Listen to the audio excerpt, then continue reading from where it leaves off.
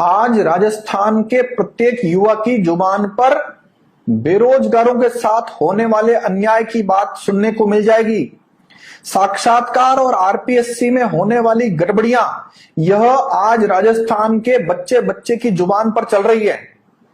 राजस्थान के प्रदेश कांग्रेस अध्यक्ष श्री गोविंद डोटासरा, जो राजस्थान के शिक्षा मंत्री भी हैं, उनके बेटे अविनाश डोटासरा, उनकी पुत्रवधू प्रतिभा पूनिया और प्रतिभा पूनिया के भाई गौरव पूनिया, उनकी बहन प्रभा पूनिया, ये सभी लोग आरएएस बन गए हैं। यह मामला टीवी पर, अखबारों में आपने खूब पढ़ लिया होगा, सोशल मीडिया पर भी देखा होगा। लेकिन श्री गोविंद डोटासरा जो कांग्रेस अध्यक्ष हैं, वो बड़े कॉन्फिडेंस से दो बातें कहते हैं।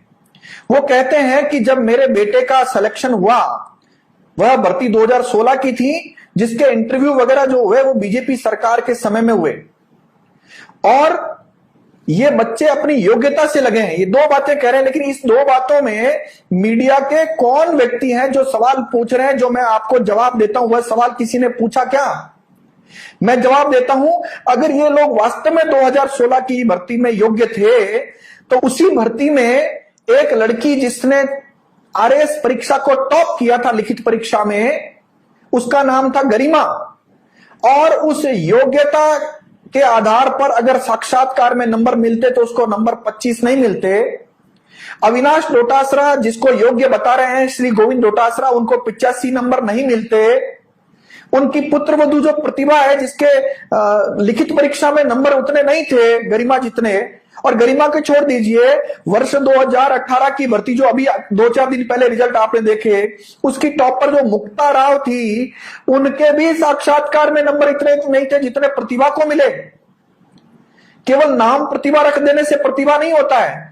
इस प्रतिभा का परिचय तब पता चलता है जब आप किसी नेता या राजनेता के परिवार से हो, या जज के परिवार से हो, या प्रभावशाली परिवार से हो। मेरा इतना सा कहना है कि इस पूरे परिवार में योग्यता अचानक नहीं आई। अब रही दूसरी बात कि बीजेपी की सरकार में हुआ। आपकी जानकारी के लिए, बीजेपी और कांग्रेस तो हमारे लिए है, इन लोगों के लिए कभी बीजेपी कांग्रेस नहीं होता।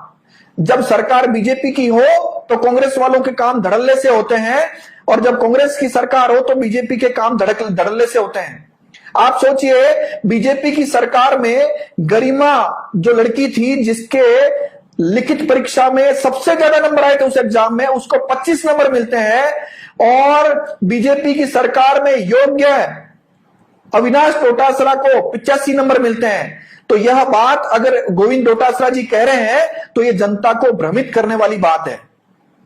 दूसरी महत्वपूर्ण बात यह है कि गोविंद डोटासरा के पुत्र के ससुर श्री रमेश चंद्र पूनिया, जो चूरू जिले में जिला शिक्षा अधिकारी के पद पर कार्यरत हैं, उनका जन्म 1961 में हुआ।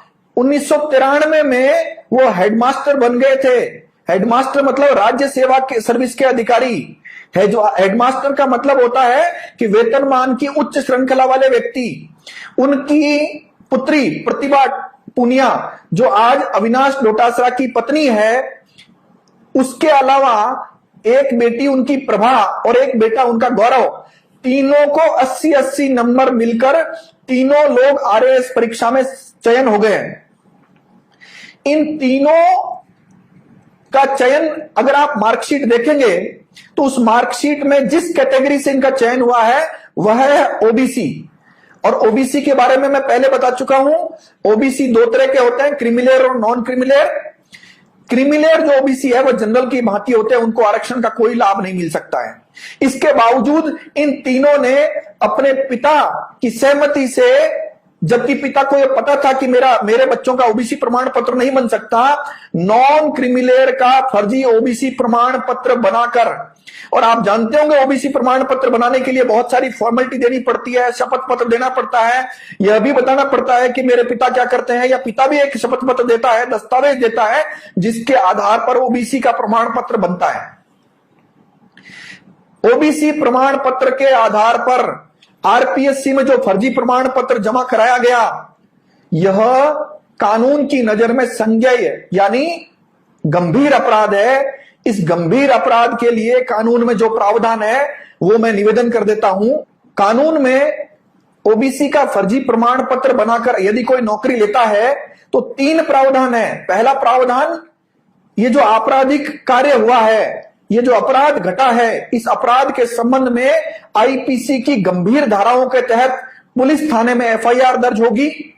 उस एफआईआर पर अनुसंधान के बाद चार्जशीट पेश होकर ट्रायल चलेगा और सजा होने का जो काम है वो शुरू हो जाएगा और सजा होने पर निर्णय होना शुरू हो जाएगा। दूसरा काम इसमें यह है कि जो लोग आरएएस में चयनित हो चुके हैं या आरएएस बन चुके हैं उनको बर्खास्त किया जाएगा।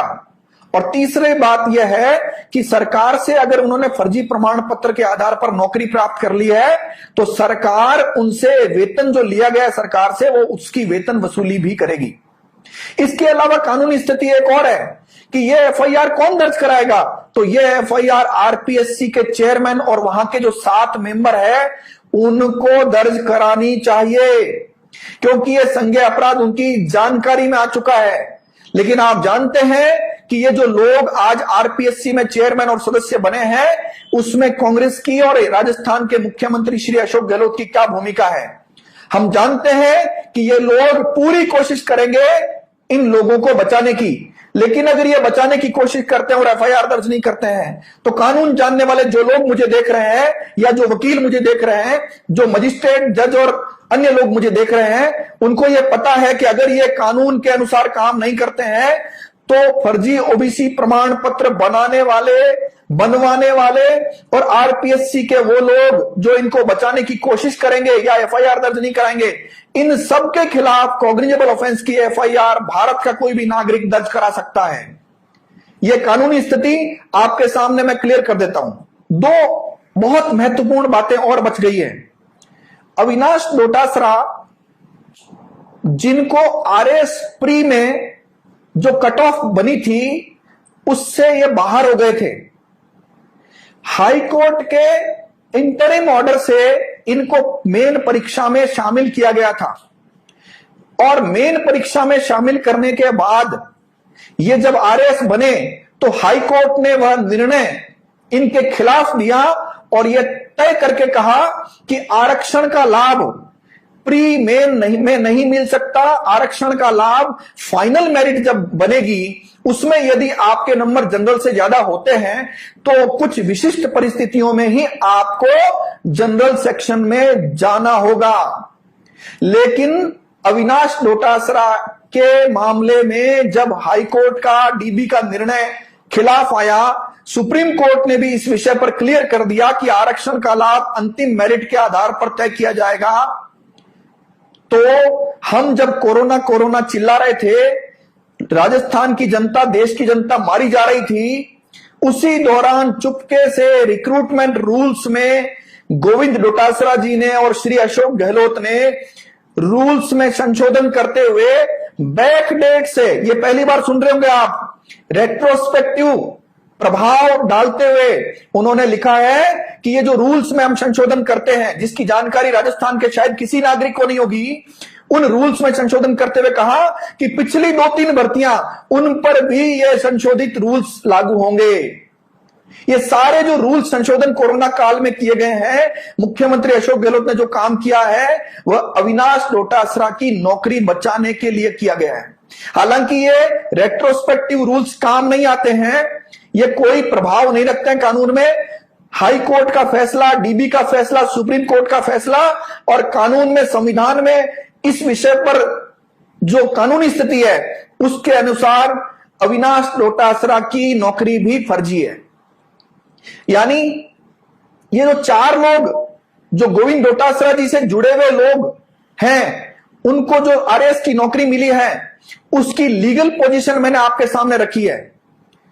आप जानते हैं इस विषय पर जितनी मुखरता से हमारी टीम ने और कुछ जागरूक नागरिकों ने हमारा सहयोग किया है, वह सारे लोग इस सरकार की थ्रेट को झेल रहे हैं।